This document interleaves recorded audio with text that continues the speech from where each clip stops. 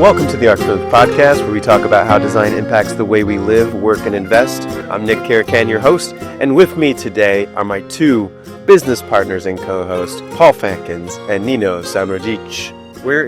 Why does this look like a hotel room in San Marino? Yeah, why does the quality sound so... Hopefully it sounds okay. Yeah, we hope. We really don't know how this is going to go, and we're also a bottle of red wine deep. Yes. Yes. So we are recording from San Marino. Yeah, it's surrounded by. We can see Italy Yeah. from our mountainside hotel. We should talk about how cool this place is first. We can talk about San Marino being the oldest sovereign republic in the world, over 1,700 years old. Yes. You know, it's like fairy tale castles, right? I mean, just like picturesque paintings, like the most beautiful place that you could imagine. And I'm like, I want to go there someday. We studied abroad in Florence. I stayed there for 6 months, and you were there for a year? I was. Yeah, and I was always on my list to go, but I never had the chance to go.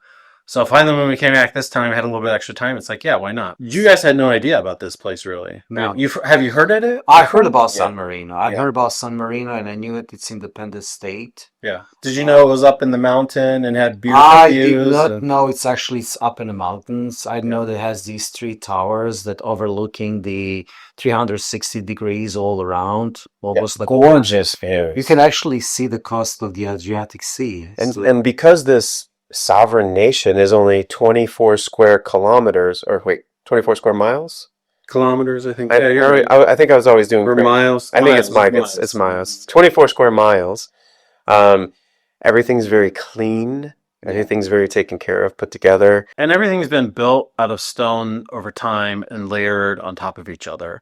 But it's done in a way that makes sense. It's not like you walk into this chaos. Even though the streets bend and have, terrain that goes up and down, like the layout and the placement of everything is thoughtful and carefully planned. I mean, you can tell the city is beautiful, And they use the local materials. yeah. I mean, the buildings that we are inhabiting here are built from the mountain, the stone from the mountain. Let's be honest, not everything's the code here, you guys. Yeah, no. But when was it built? Very, very. It's great. Keep going. But the major materials, as we actually read, and you kind of noticed, like by walking through the town, is limestone, sandstone, wood. There are some bricks as well, but very nicely composed and really carefully built into this natural scenery. So it's almost like a complementary to the nature than actually to be intruder to the nature, if I can say that way. But one interesting thing that we also find out is that during the unification period, when Italy, as we all know, was actually separated into different states, we were like asking ourselves how in the world San Marino remain independent. Oh, I think that was one of the best questions that we had on this trip. Yes. Because, it didn't make any sense at all. Like, the entire Italian country was all divided up into their individual states. Tuscany, it was its own state. Very competitive. Siena, and they had battles all throughout their history. Milan. Yeah, and then at a certain point, everybody came together, and it's like, well, why not San Marino? There's a lot of reasons, but... The primary one. Is it Garibaldi? Yes, Garibaldi. Garibaldi is the fellow who actually united Italy, and he was granted asylum in San Marino. Wait a minute. Danny's going to be asking, is this the same Garibaldi from Babylon 5? Unfortunately, no. Okay, a little bit older guy. Okay. And he was actually granted asylum in San Marino during this very vibrant period of Italian history.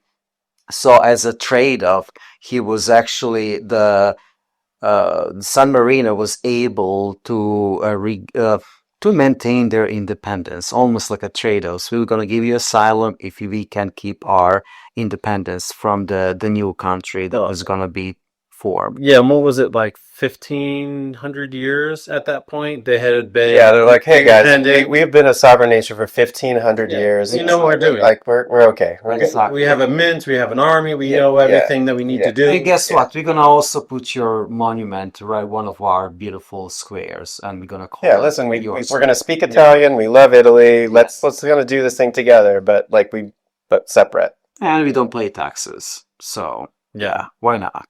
Yeah, and for me, what struck me, it's like even though you're up, you have the high ground. Mhm. Like, I mean, like the most defensible position imaginable, like super high above everything else around you. You can see for miles and miles and miles.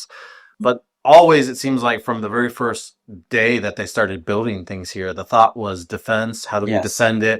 We went through a bunch of museums, and like everything was like crossbows and armor. But yeah, you can from an elevated position, you can defend a lot easier. And also they moved to the more like a modern weaponry, which is like a cannon. Cannons and guns, and When we actually going down the street, I overheard one of the guides saying that San Marino was the last time was actually the fortress protecting itself as a function around mid 1400s. That is correct. And after that, They had a war. That was their last war. And then after that, it was more used as an observation point, so you can actually just oversee what you actually happening on all sides of this lowly Yeah. republic. Can you imagine having a castle where you can see your entire kingdom, Yes. the Adriatic Sea, Italy? I mean, it's pretty fascinating. It is. What's the elevation? Close to 800. in meters. Meters, yes. So almost 3,000 feet, a little bit less. Yes. Yeah, we're up here. Yeah, and it's incredibly vertical. Yeah, very steep incline, incredibly vertical cliffs. But I guess the real question is, why are we here? Again, it was just on my bucket list here, specifically San Marino. But it's at a close vicinity of What that. spawned this? Well, originally it was the San Marino Yeah. Grand Prix. Yes. Originally, It was a San Marino Grand Prix back in the days. I believe started like in 80s and was going through the early 90s. And that Grand Prix was actually removed from the F1 calendar. I'm talking about Formula One. they didn't think it would come back either. Like No, but COVID happens. Yeah.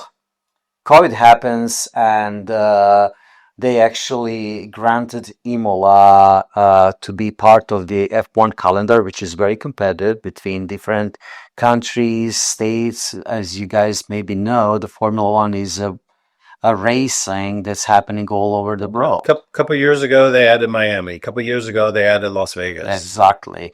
I mean, back in the days when I was as a kid watching Formula One, I didn't think you have more than 18 races. Probably was 16. Yeah. Now it's like what, 24? 24 races. Very packed 24. calendar. Very So packed. exciting! You almost- We're in the United States. You almost go the entire year Yeah. without a break in terms of Yes. racing, and then they get like a few months off, and then you do it again. So yeah, the main goal, actually, our trip of the Italy is to watch the Formula One Racing Grand Prix in Imola. Yeah. Which is Autodrome of Dino and Enzo actually Enzo and Dino Ferrari. It's Ferrari's one of Ferrari's home races. Monza being the other one, which is near Milan. Which is near Milan. Yeah. Yes, and then it just happened in San Marino is a close vicinity of the Imola. And the reason why they call it before Grand Prix of San Marino, because at that time, Monza was actually Grand Prix of Italy, and they didn't want to have two Grand Prix of Italy, so they actually designated the second one, which is Imola, to the San Marino. Yeah. They mint their own coins here in San Marino, and we were touring that museum, Nick and I, and we were walking through. I was like, wait a minute, because I didn't realize at first it was the San Marino Grand Prix. Yes. And when I saw the coin, I'm like, did they have a race in San Marino? Like, I'm confused. I mean, it was in Italy, in Imola, but they called it the San Marino, like you said, for that reason, which was, fascinating. It's like, okay, we'll just, Italian way, we'll just, no, of course it's not in Italy. Yes. I just want to say this. There's so much to talk about here. I mean, Paul and I went to Monaco. The three of us drove Ferraris. We're driving supercars in the mountains of Italy. going ungodly fast. It's really like the ultimate F1 Ferrari Pilgrimage. fanboy pilgrimage trip. Yeah. Exactly. It was actually almost based as a racing trip that we actually took. So the main goal was actually to that we all meet in Italy in Imola, a small town in Emilia-Romagna region. Since I was actually visiting some family back in North Bosnia, Paul and Nick decide to actually visit the Monaco, another historic Formula One venue, which I think was racing since 1929. Is that correct? 1929. Yep, 1921, 9. Yep. And they actually have a F1 guy. They were actually walking the streets of the Monaco that are actually being. And we were incredibly fortunate because the race after Imola is Monaco. So Yeah. they're basically set up. Everything They were is set up, everything yeah. is happening. We're walking down the pit lane. We're seeing our drivers' faces pasted all over the buildings. Paddocks, yeah. Paddocks. Oh my gosh. We walked the entire track. We're feeling the track. Yeah. I mean, I felt like I was like 8 years old. Normally, I feel like I'm 9 years old, but that day I felt like I was You found 8 years old. something. I think you found something. I found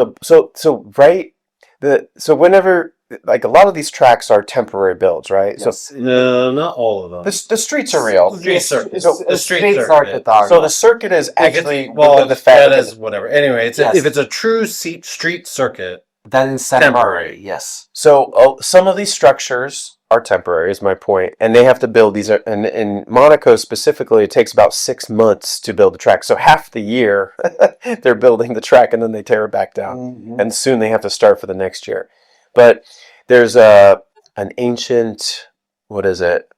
Not rumor, but a myth. Met. Yeah, Like um, 1929 is ancient. Yeah, sure. Tradition, myth, that if you find a bolt from, one of these temporary structures, that you hang on to it, you keep it, and it's good luck for life. Yes, and you found it. Lo and behold, I found a bolt Nice. or a nut. Yeah. And while you're actually guys walking the streets of the Monaco, you just pass by one of the local Giros Leclerc. and well, almost all Formula One drivers live in Monaco. exactly. So and And many famous athletes are living in Monaco because similar to San Marino, they don't pay taxes. Yeah. So that's the one of the benefits living there. It's almost like Monaco is pretty much like a paradise of the rich, if you want to be honest with that. It's a paradise, all right. It It's is. beautiful. Yeah. So we saw Charles and we saw Valtteri Bottas. Yeah. Bottas was literally carrying a grocery bag. Yes. Coming back, we asked him to take a photo with him. He's like- our tour guide. He's like, I got my groceries, and we're like, that's fine. Yeah. That's We took our tour guide out to dinner, and when we passed, Nick and I thought, "Oh, that's Valtteri Bottas," and we didn't say it out, but our tour guide was on it, and he's like, "Valtteri," and he's like, "Yep," and then he's like, "Can I have a photo?" He's like, "Yep, yep," and then this is finished way, and then when he turns around for the photo, he's like, it's my groceries." Exactly like Nick was saying, hey, dude, it's nothing special. I'm just walking home with my groceries. Do you really want a photo? You don't with me? understand. You are special. Yes, Yeah. and it was, and they are special. I mean, Oh, driving that thing. there's 20 seats, and driving that thing is insane. Yes, and it was another funny thing is when you actually passed by Charles Leclerc, you actually didn't realize it the first moment. No. Because we thought, how can this be possible? Yeah. Exactly. Well, we're both look at each other, we're like, that looks exactly like Charles. And we're like, oh my God, we just. It hit us after the Valtteri experience. Yeah. Because once we had the Valtteri experience, we're like, they live here. This is their home. This is possible. You can actually meet them on the street. Yeah. Yeah. And obviously, it wasn't race weekend or anything like that. They weren't doing their stuff, and often hidden places. Valtteri was carrying groceries home. Charles was just out for a walk. Insane. And then the 16th came when we all actually gathered at the little town of Imola, beautiful, picturesque town, with this famous truck dedicated to the father of the Ferrari and his son Nino, who actually died, I think in 56 or something like that, which was actually the major, I will say, disappointing point in Enzo's life. And then we met on the 16th. It was the first practice day. So one takeoff for anyone who wants to go to the Formula One tracks is, guys, never do the general commission. General admission tickets. Yeah, The exactly. views are not. No, if you go to a concert and you have general admission, it might not be so bad. Yeah, exactly. But a racetrack is several kilometers long. I think at least like a 5 kilometers. Yeah, or at something least. like that. It takes them easily. Well, Monaco's the shortest, Yes. right? So, and that's about a minute to get Yes. around. Takes them well over some even close to like 2 minutes. Mm-hmm. But I mean, like, and these cars are going incredibly fast. So yeah, like when you have general admission, it's not like a concert where you go to like an area and you have a stage and a screen. Mm-hmm. I mean, you're just watching like a small little bit of track. There are Through people a fence. climbing trees, climbing lampposts, climbing walls, fences, trying Yeah. to get views. The best What views. what crazy person would hang off of a fence 20 feet in the air to get some views? So I'm climbing up this fence. All three of us. And then we're getting some good views, you know, and we're like, oh, this is great. And then this younger, healthier person falls and fractures his ankle, Exactly. sprains his ankle. I'm like, wait a minute, what are we doing here? What are we doing here? Exactly. Holding on to the light pole, yeah. Off at the And side that of was the just a fence. practice day because I believe I didn't really actually get official number, but what actually my brother told me, who's also joining us with his two sons, it was like through the course of the week, a race weekend, there was like 400,000 people passing the venue. Yeah. So that we're talking about a lot of people, and that was just the first practice day, which wasn't super crowded. But we already felt on the second day. So we immediately bought tickets. Exactly. And Paul, we were in also Torino the day before that. We did a pit stop there, and he rubbed Christopher Columbus's lucky pinky. Yeah, Is that what it There's is? some statue. Yeah, it's his pinky. There's a statue Alright. there. All the students rub it like before a test, and And it's near some university. apparently worked. yeah, you. Well, The I think combination with I the think the lucky bolt- bolt. Yeah. So we got the most beautiful, perfect seats that you could ever wish for. Almost like at what day before the race? Yeah, like ingrained the day before the race, ingrained in the Tifosi like heartland. Exactly, right underneath the famous flag. Imagine this. You are elevated on the hillside, and you have the Ferrari emblem right next to you. Hundreds of feet in the air. And then you have the Ferrari club all around you, and they have this giant flag that comes up and over you, and you're encompassed underneath the Ferrari flag. Everybody's shaking, waving their flags. It's red everywhere. Everyone sings songs. Oh, mare, oh, cantare, oh. We'll post a video, right? Yes. I mean, I don't know. We just we saw the cannot song. recreate it. Yeah, so now we're watching the pit lane, the starting lane. We can see probably about 30% of the track. I Got could the see DRS. maybe like 20%. Okay. But I could see, yeah, you see right in front of us was the DRS start. I saw every overtake of the race. Yes, 'cause the it end all of the happened DRS, exactly. Yeah. At the end of the DRS. And all the way to Tamburello, actually, Yep. see. Yeah. And then you could see the last corner. So yeah, we saw a good chunk of it. How was the weather?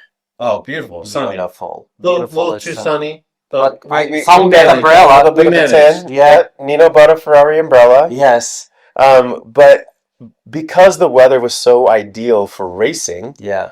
we had a record number of overtakes. It was just I don't know if it was a record, but it was a lot. Yeah. It was a lot. But what? And there was safety cars and virtual safety cars and strategy and But everything started like almost like a very disappointing way. Our first experience, our first Grand Prix, watching a live. I was like, I just General you know what, admission looking forward started to to become miserable. I have like I strained my the muscles on the yeah, right yeah. leg. So I just told people like, guys, I cannot stand this anymore. We have to find a way maybe to get on a stance, but everything was packed. And to make things even worse, the second practice and qualifying for Ferrari was horrible.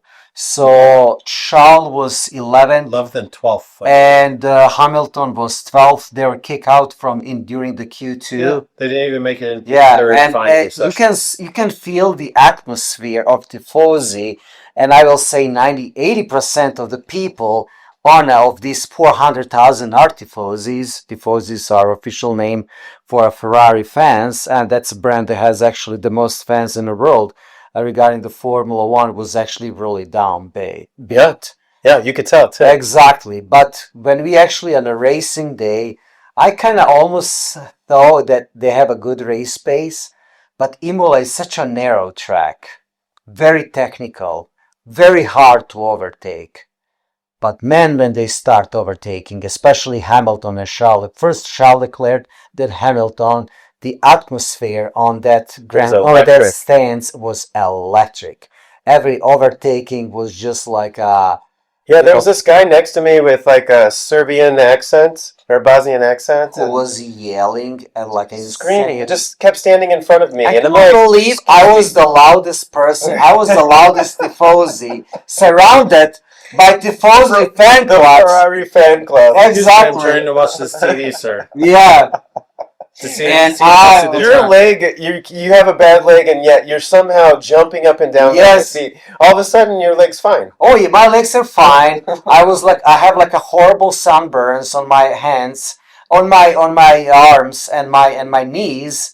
And the funniest things when I was like a yelling and like a supporting Charles Leclerc, these Italian tifosi were laughing in front of me. I was like, I don't give a damn. I just having good time watching the race, and the race was epic. And the track is beautiful too. Good. Yes. I was just gonna say, Ferrari finished 4th and 6th. Yes, from 11 to 12. Almost 4th and 5th. Exactly. Yeah. Almost 4th of it. Actually, Hamilton was like a 1.4 seconds behind Piastri. Yeah, that was a caption. Yeah. That we will have a podium, but put that aside. Max, as a Max, did what Max do. Yep, he did. Yeah, he did what Max does. Well, it's also surprising McLaren, who has been on top recently, didn't. Clearly has a better cars. But Max is a Max. Yeah. Well, they had updates, and McLaren. Exactly. Yeah, McLaren really didn't do much. Neither did Ferrari. Yeah, but beauty things about this Imola track, not only because of the great history,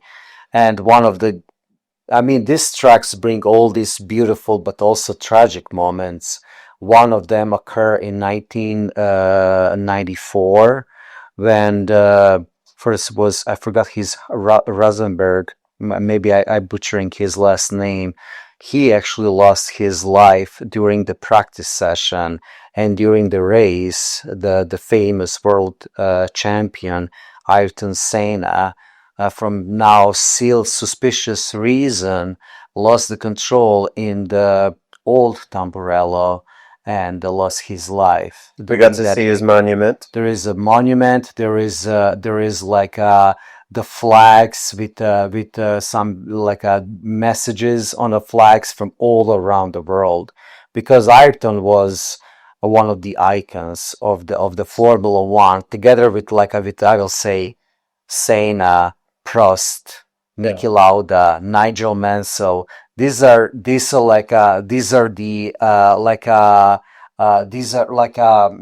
Pillars. Pillars, exactly, of the sport. Jimmy Clark. I don't want to mention that name. That guy also unfortunately lost his life earlier on. But yeah, it was it was such an interesting venue that actually combines, as I said, technical sector, fast sector, narrow tracks, change in elevations. Drivers just adore that track. Unfortunately, there are rumors that we actually watched the last, and that is Imola. Something we didn't even realize. Still, we actually heard the news on the track. So we might have been at the last race in Imola. Yeah, exactly. Yeah. I mean, in general, the track is a thing of beauty. I mean, like all things with design. The region is a thing of beauty. The region is a thing. We're gonna talk that blend of architecture and racing. But I mean, the Pyrenees Mountains are it's the rolling hills. But the fact that they made the track there, I mean, it's thoughtful, right? All design when it's thoughtful and intentional. And how they use terrain. How they use the terrain, how they use turns, Yes. right, to manage with terrain. Yes. And even like the track is narrow, but it's not too narrow. Exactly. So again, like everything is very carefully thought out Yeah. and planned and purposeful. And even the landscaping that's around the track. Yes. And the houses that are like next to and adjacent and Inside inside of the track. Exactly. It's all thought out and planned, and it just melds. It's a symphony together. Actually, I want to comment on that too. Is like the Italian culture in general integrates, because I'm big on design. Mhm. Like I care about that kind of And drive, our listeners too. and that drives me and how in architecture. Yeah. Like, that's why, because I appreciate that creativity. I want to create a space where people can function. Passion. Yeah, We'll talk flourish. about that too. Yeah. When Again, if it's thoughtful, it shows. Yes. Not only does it show, but you flourish. You Yes. actually you are better. You feel better. You cherish from generation to generation. That's a quality you see in this Emilia Romagna region. Yeah. But not so. Yeah, as a cultural, like as a culture, they're now. You see this in their cars, their leather bags, which we got. Yeah, of course. Their Because jewelry. Yes. You know, everything, not just their architecture, but it's ingrained in all aspects of their life. Yeah, when we were Wine. Yes, everything. Food. By the way, I'm out. Oh, well, too fast. That was our last need to bottle. savor it. But no, you're right. Like even when we went on our drive, you can see the passion that goes into what they do, right? No matter what it is, cars, food, buildings, track design, whatever. And it's like he's like, you need to show respect, right, for these things, because they're not just like thrown together and it is what it is and whatever. It's not some, I don't know, some Soviet era car. Exactly. That was like a copy of a Fiat, And even that's really but somehow made worse. exactly.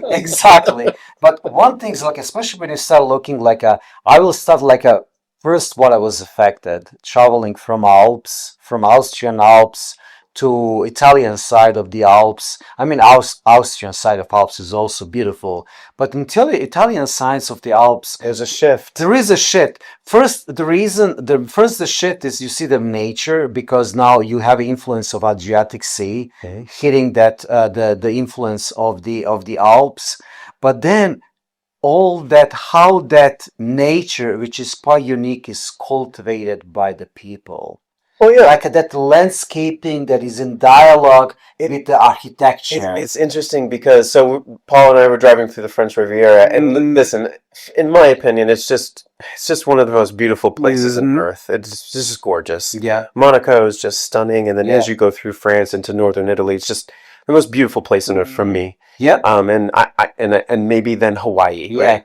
So I feel like once we start getting into Italy and deep into Italy, though, it's beautiful, but it feels like organized beauty. Exactly. Because orderly, these beautiful trees are planted, and for some reason there's a pattern, there's an order. There's a composition. Yes, we're defining these Harmony. these borders. Yes. And it almost feels like a tapestry. Exactly. So it's just like when I'm in the French Riviera, I'm just like, I can't believe how beautiful this is. Yeah.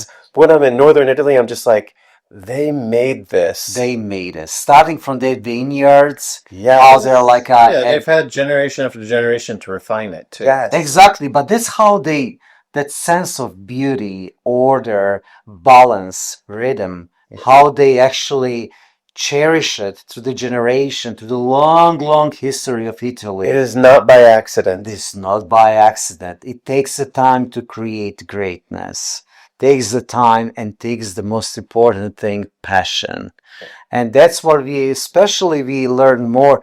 We just keep hearing things very in Italy about passion. And after respect. Yeah, like even like again going back to cars, Alfa Romeo, like yes, again, like there's passion and beauty, and so it's like there's just a certain culture that surrounds Ferrari, like everything. It's just all driven in beauty and Well, what did your co-pilot tell you before you were going 130 miles down a Italian? Same thing about respect. You and- respect the yeah, car. Yeah. Yeah, that was made Because just for of one the purpose. history and the culture and everything that has gone into that brand and identity, Yeah. right? It's all made and handmade, right, in Italian factories by Italian workers. Like there's other workers from other places around the world, but it's made here in Italy. It's not some China part or Mexico part that's then assembled in a plant here and crosses borders here and there, and then it's like this amalgamation of a car. It's handmade craftsmanship. And one things I will compliment to Paul's like the explanation is then you see why the famous brand like a Ferrari, Lamborghini, Maserati were actually built in this region. Yep. You're not surprised. You're not like how this happened here, because you see the entire that beauty, that almost like a renaissance and order was actually transported not only in architecture, landscaping, in leather goods, like in a fashion, but also in a car industry. When we were visiting where they make Ferraris, Yes. man, we still haven't talked about the museums and Oh, oh my goodness, We don't talk about even about Enzo. ugh, Yeah. there's just so much. But like the just Ferrari itself, the compound, let's call it, Yeah. has city. It's a city, right? It's Yeah. a city. And the number of buildings done by incredible architects. I mean, it is all modernized and epic. I don't know how else to And describe it. that's the lady said that our guy says like they purposely invited the famous architects, mostly Italian architects, to actually build this campus of the Ferrari. And it's just state of the art, beautiful. Exactly. Just the natural, because I was pointing on our tour. I was like, what's going on? I go, Paul, there's a reflecting pond right there coming back up. And like, there's these interior spaces, so all this nature. So Yeah, they were voted the best workplace in Europe. Yes. A couple years in a row. Recently. Recently. Yeah. And also kind of thinking like, is there anything the Italians touch? He's actually bad looking, or is like you know what I'm saying? It's almost like but that's a culture that is. It's not like it's a stance. It's not a cliche. Honestly, but it it's is the truth. So it's not like how it looks and how, but like even their like how they treat people, Yeah. their workers. They have a cafeteria that feeds 5,000 internal workers, Yep. direct workers. And then there's third party, Yep. like obviously as well. Like the chassis is made somewhere else and the body's made somewhere else. But again, in Italy, near here. But every day, 5,000 workers have lunch made for them. Yes. They have a building dedicated, And and they make lunch for their workers. The engineers who are working on all these things, they literally take Ferraris Yes. and they put them in, like, so they can show them as what they're actually working on. This Yes. is what, I mean, Exactly. the sculptures, it's beautiful artworks. And that's very important because many of these people just working on one component, on suspensions. He doesn't see the entire car. And now he can actually see this like as I mentioned. But As I mentioned about that Ferrari that we all like fall in love with, especially the Modena yellow one. It's almost the sculpture on the wheels, but every line is not just proportion and beauty, but sole function of aerodynamic and speed. and you know that because we saw the wind tunnel. Yes, designed by famous who? Renzo Piani. We had, I mean, so out of all the hundreds of Ferraris that we saw this week, I mean, we got the Daytona coming by, and then my head's being turned in different directions because I'm in love with the buildings just as much as the cars passing by. Exactly. Unbelievable. It is unbelievable. But it's a pure passion. Started and created by the Enzo Ferrari back in the days, who was actually I was reading about it. He has two passions. One is opera singing. Second is the racing. And thank God he actually decided to go the second direction. And the reason he actually formed Ferrari is still even selling the road cars So he could race. so he can race. Yeah. So he's He raced himself. Exactly. So he only sold cars. So he can afford the racing. Yeah. his passion. That is, And this is really good message to anyone starting any kinds of business or any kinds of it's work. not about the money. It is not. It will just follow if you're passionate about something, working about. Or it's not just passion. You have to feed that passion with information, with knowledge, with hard work, with errors, trials and errors. So it's not come overnight. Oh no, his lifetime. Exactly. And How old was he when he passed? In the 80s? he was actually 90. 90 when he passed away. Yes. I believe it's 88? 1988. Yeah. Yes. And he was born, what, 1898? Yeah. So yeah, he was actually in the factory was bombed during the Second World War because it was producing the engines and stuff. It was like a strategic point Sure. to be Well, destroyed by it's the Allies. It's like, hey guys, instead of building cars, we need to start building war machines. Exactly. Which happened everywhere. Will happen everywhere. Like just go through the Germany, you'll be like hear the stories about it.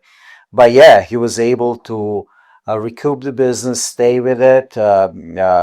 One of the lucky things was that Hollywood fall in love with his red cars. Thank you, America. Thank you, America. Exactly. And the red is actually the national international. It's a national color, racing color for Italy. I was gonna say this is something I think Nick learned on this trip. Yeah, I had no idea. Yeah. It's like if you would have asked him before, like, why are Ferraris red?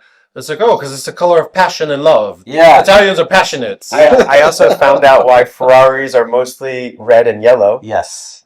Yeah, yellow being the other color. So go ahead. No, well, Ferrari red is Italy's National color. national color of racing. And I also realized that Germany is silver and France is blue. Yes. England is green. Yes. Yep. And there's a history of just loads and loads of history. And then Marinello yellow. Well, Modena. I'm sorry. Modena yellow is a racing color. Yep. Of Modena. The factory's in Marino. And, yes. And when you see it in person, it is stunning. It is stunning because Modena is also the birthplace of Lamborghini and Maserati. So that's why that Modena racing color is very important because this the family-owned businesses that create these cars were also competing in the famous Mille Miglia. That was like a race across the Italy, and that's that color of Modena yellow is actually coming from. There is a great movie about Ferrari's life. Yes, of Ferrari's life. So yeah, if you haven't seen it, I'd recommend watching it. It is phenomenal. I mean, you can actually see that, and you will see like Enzo and Dino. So he was devastated by the loss of his son Dino. He has another son with his second wife, Pietro, who's actually now chairman of the Ferrari. We actually saw the windows of his office as well. But he was devastated by his loss because his philosophy is like the same way the children's inherited knowledge and put the knowledge to another level by using the knowledge they receive from their parents. The same way when you're creating car, you're constantly building and continuing this knowledge from one machine to the next one, to the next one, the next one. There was, So he believed in that continuation process, and almost losing the Dino for him was almost like someone disrupted that continuous flow of creativity and development. Yeah. And of course, it was just his son. It's not easy, and you can't quantify that. No, you cannot. No, and actually, if I remember correctly, there was 183 different variations or models over his lifetime for Ferraris. I mean, probably, I don't constantly designing, constantly proving, always. Yes. Yeah, and time again, it's like best car, best engine, best handling, best this, best that. Now, fastest acceleration, fastest this. For the first 50 years, it was all about racing, and then, I mean, that never really stopped. Now, campus is actually divided on road cars and Formula One campus. Right. So he wants, and you see how this like As a marriage. there is a marriage, because many components that you see in Formula One end up on the road cars. Because it's just constant development. And you can tell that when you're driving in the mountains on these narrow roads. Oh my God, that was an experience. So if you've driven a Tesla, you feel the acceleration. Yes. But I had no idea how, like, It's a boat on wheels. a supercar. Compared to A supercar hugs the road. Hugs. it's pushed into the road. Yeah, it's a glue to the road. And you can turn. You can make these turns and curves. So it's so much smoother. I mean, some of these areas are actually not that smooth. And It's just pretty like a what the ride was, Yeah. and it gripped that road. We took these They hairpin did warn turns. me. these They did Wow. warn me though. My co-pilot had the best English, and he warned me. He's like, just don't dip the wheel. He's like, especially in the mountains, don't dip the wheel into the grass or the dirt. Because best case scenario, you're in the hospital. He's like, or basically it's a coffin. He's like, and that's it. Those are your options. Yes. And I'll tell you what, it's so cool that you learn where to brake. Going up the mountain, I was pretty sloppy. So I'm like, I'm braking until and then I zoom out of it. But you're actually braking. Oh, you're supposed to brake sooner. Yes. And before you even start turning, you're accelerating. Yes. And you're going then now into the bend. So accelerating. that's pretty much what it, and that's a principle used in Formula One is. You usually braking straight when you're going straight before you entering the curb. Yeah. And also by downshifting, your engine brakes like itself, and it's even better. And we're talking about this like carbon ceramic, carbon ceramic and Brembo, like yes, super high pressure brakes with multiple pistons. Exactly. Yeah. So you entering the curve, as you mentioned, the hairpins, and as soon as you see like your way out, you're on the gas pedal. No, a regular car. Oh yeah, we'll just go straight. You will oversteer or understeer. Right. I couldn't believe the control this thing had. I know. I didn't trust it. Like a first couple, and he was telling me like, hit it. Yeah, exactly. And then when I start trusting, and I was like, oh my God, I am just glued to this road. I felt that like I had superpowers. Exactly. Yeah. And then when you hit it, we're not gonna talk about how fast did we drove. We just like it was reasonable. It was reasonable. For Ferrari. For the car we were driving on the road we were driving. Reasonable. on a mountain narrow road. It's the same road that they test every single Ferrari in the Exactly. entire world. Every single Ferrari drives this 50-kilometer course that we got to drive. 60. I'm sorry. Yeah, and you drawing actually through the small villages when people just get accustomed to seeing Ferrari flying by. So it's just epic. It's hard to explain. Yeah, If I never tried, you will be like, Jesus, Yeah, I was I'm still kind of speechless, but I was truly speechless. I mean, the good example of that, after we actually parked this Ferrari, we all like, oh, what just happened? And then we just cannot stop still talking about it. Yeah. That's how excited we are. Yeah. So yeah, me and Nick, we actually even skydived. Me and Paul, we actually rock climbed. Nick did all kinds of other things, scuba dive.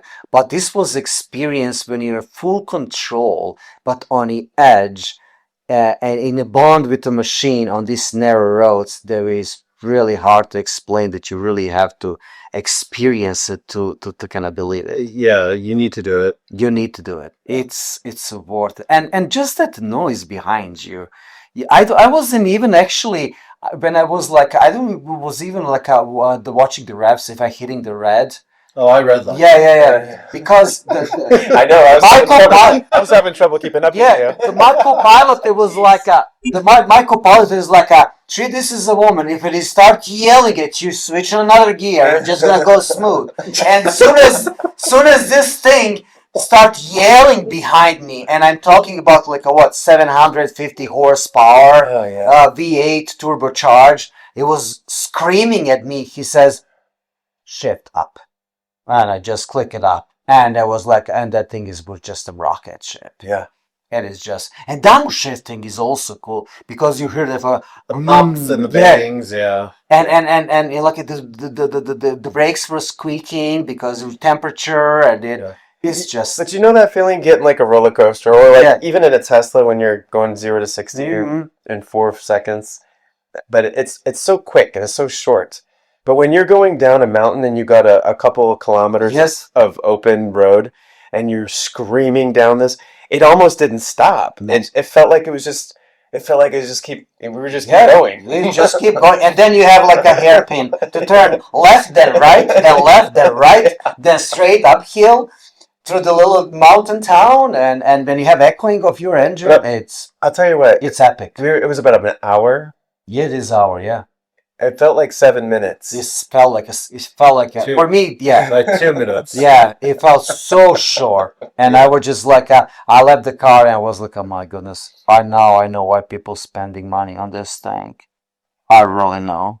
Now I know. Well, and like you said, it's something that's been developed over a long. I mean, Nick and I were looking at the first cars in Geneva. Yes. We went to the National Auto Museum, Mm-hmm. and like from day one, people were racing these things. Oh, yes. And from day one, they were thinking of how to improve it, how to Yes. improve the suspension, the handling, the aerodynamics. We saw something that looked like a bullet or a rocket. Yes. Where the guy sits in it, and it's basically like this cone-shaped thing. It's a coffin. It's a coffin. Well, yeah, it's a coffin, but it's a cone. There's no seatbelt or any. There's no airbag. seatbelts. There's like, I mean, they have like some kind of But leather like helmets, whatever. It's a hat. Yeah. They can actually protect you only against the bugs. Yeah. Yeah. That's it. But I mean, it was shaped like a bullet. Yes. And you sit inside this like metal can thing shaped like a bullet on wheels. Sitting on engine, pretty much. Yeah. Yeah. And it's just And they were going like 200 kilometers an hour, back in the early 1900s. No seat belts, no nothing. Yeah. So, yeah. And they were on straight roads. They weren't turning.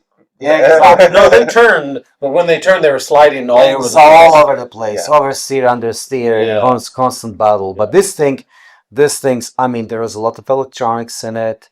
There is also a lot of traction controls that actually helps. There is a lot of like active dynamics. I felt it or kick in a passive couple the times. exactly. Yeah. That really like the cars are not like old racing cars.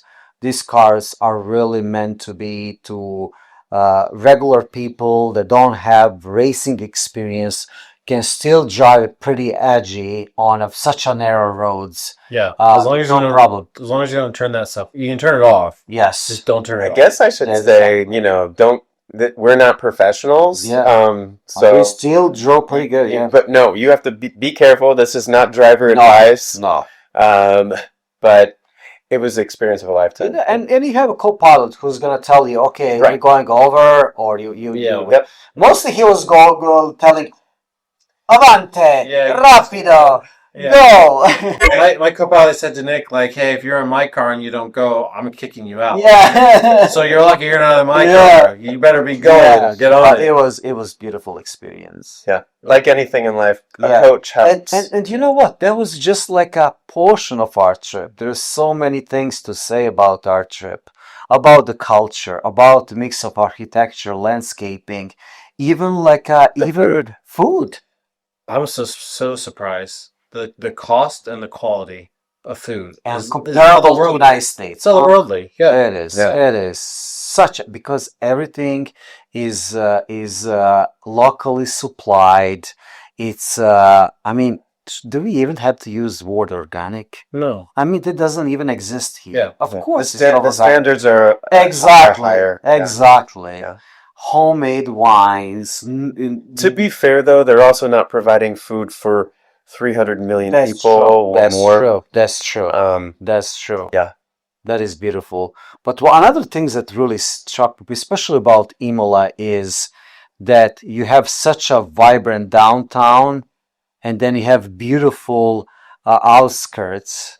Oh, And love it. everything within like 10 minutes of the drive. Yeah. It was just impressive and amazing.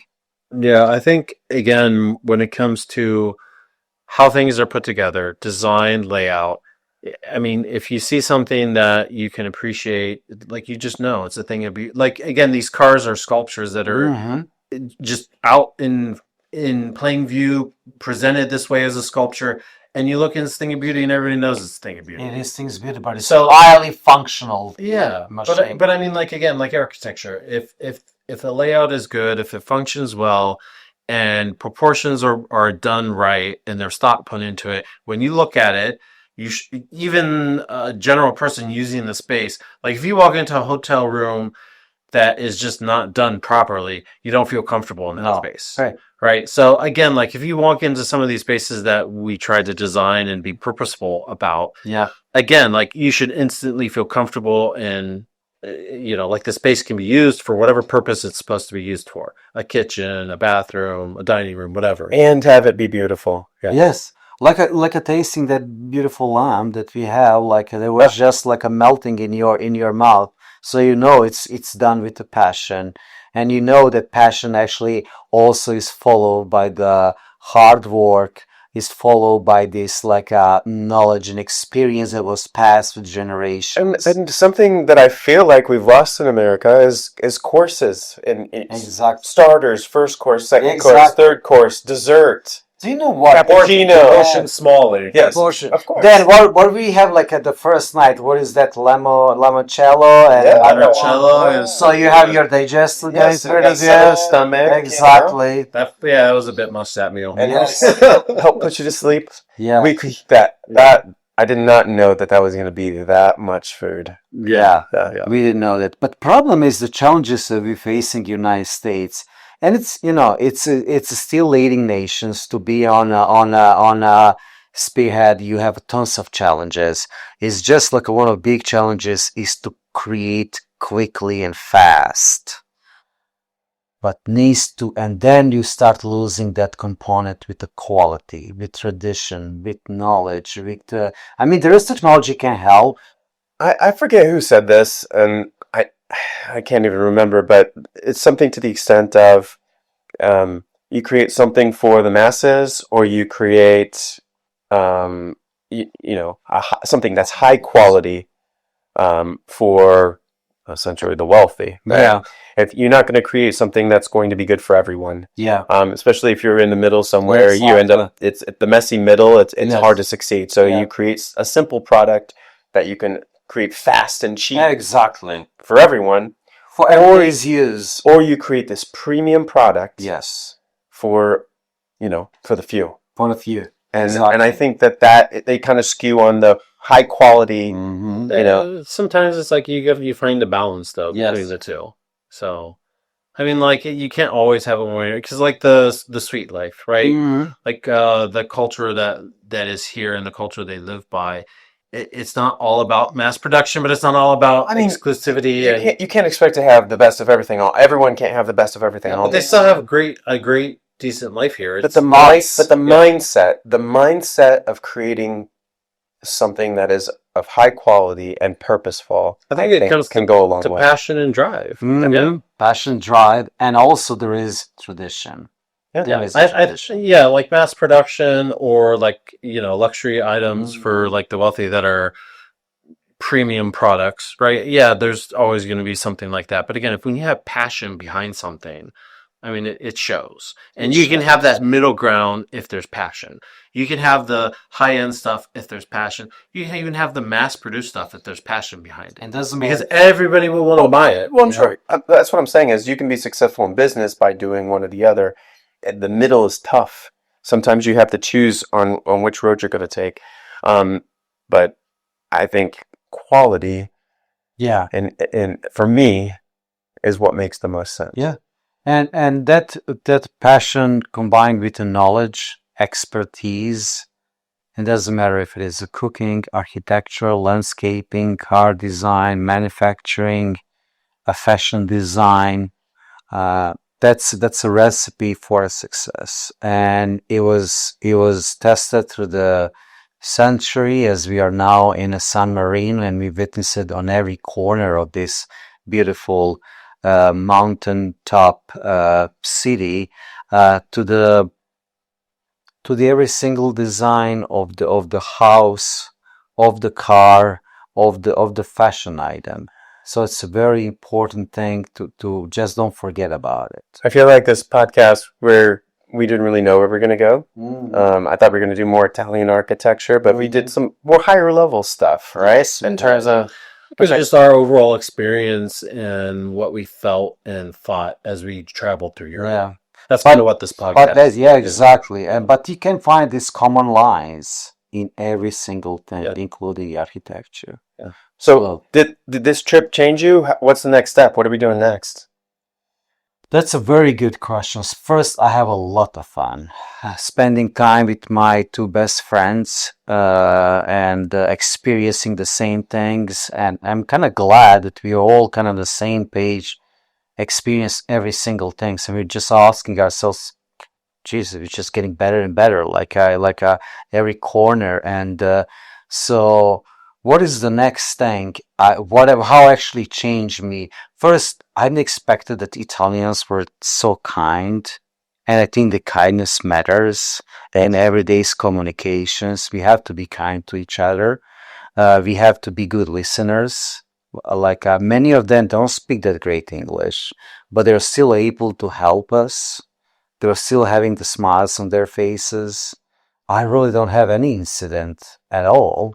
I know the Italians are tempered, but I was really, really passionate. yes, they're passionate. But there is also that probably with that a dolce vita and that balance of life kind of helped.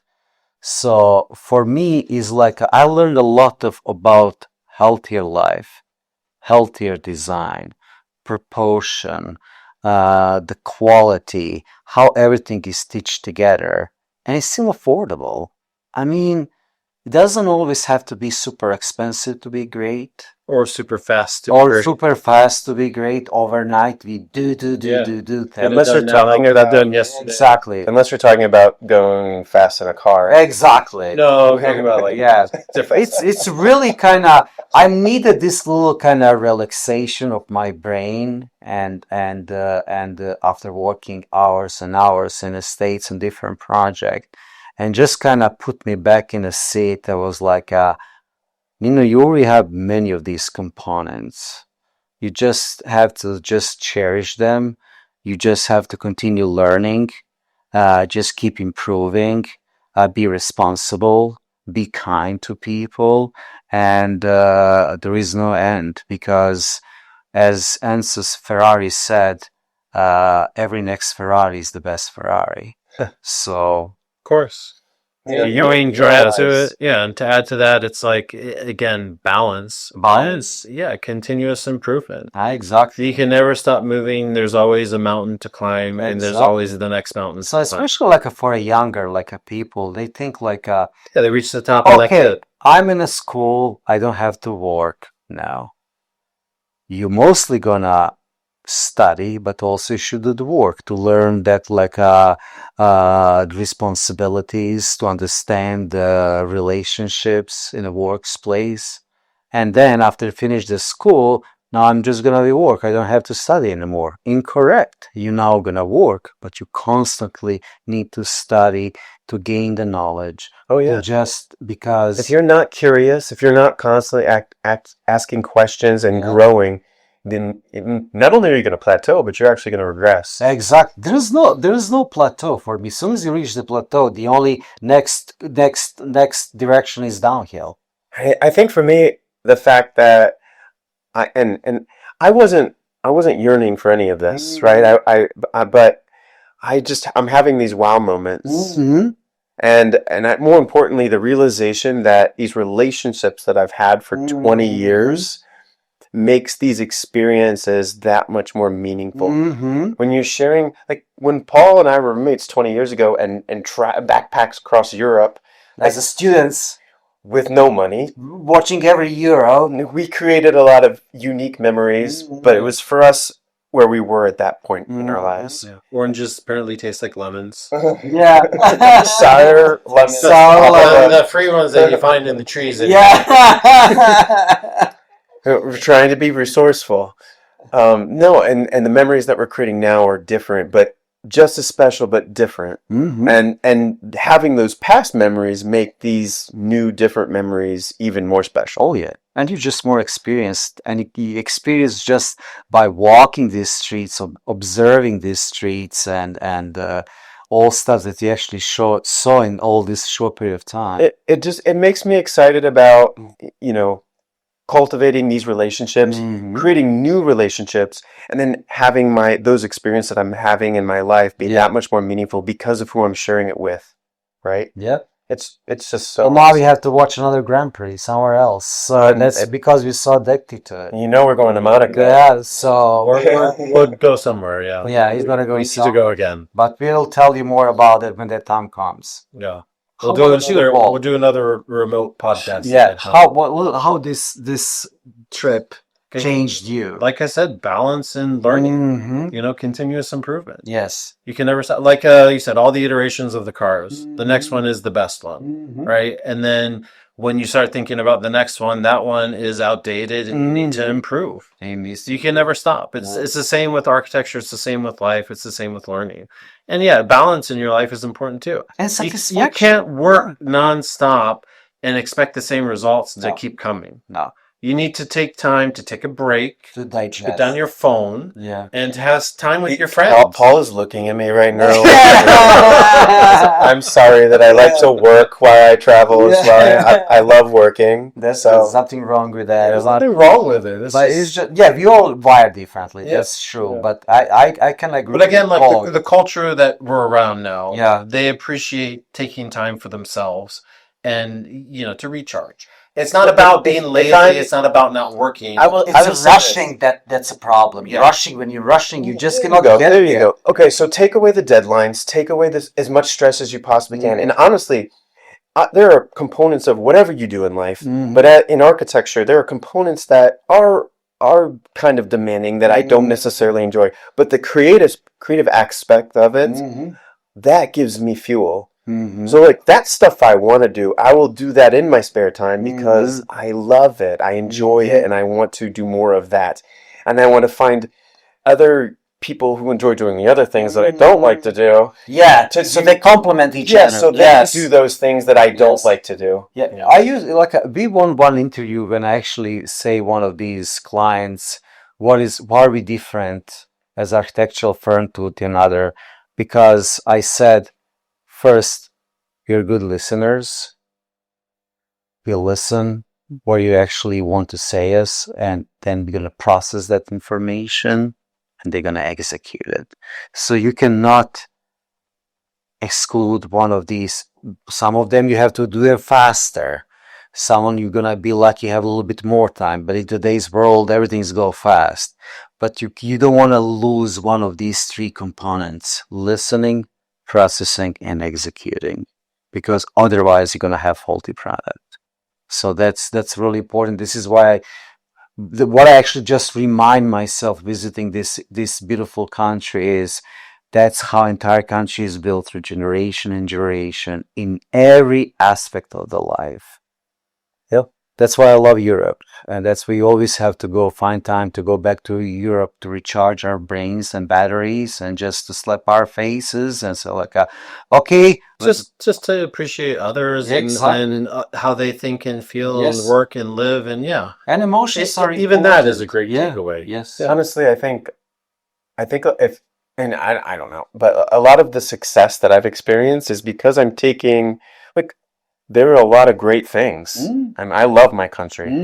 I take the good things from everyone. Yes. Combine them Yes. together and make the best. Exactly. So, I mean, there's just a lot to learn every day. Exactly. Constantly. Yeah, I was gonna say one thing I learned was the hand gestures. Oh yeah, did you? You're crazy. What do you want? Yeah. We actually Nick learned. use that a lot because he exaggerates. A lot. Yeah, we actually learned that in a F1 fan zone.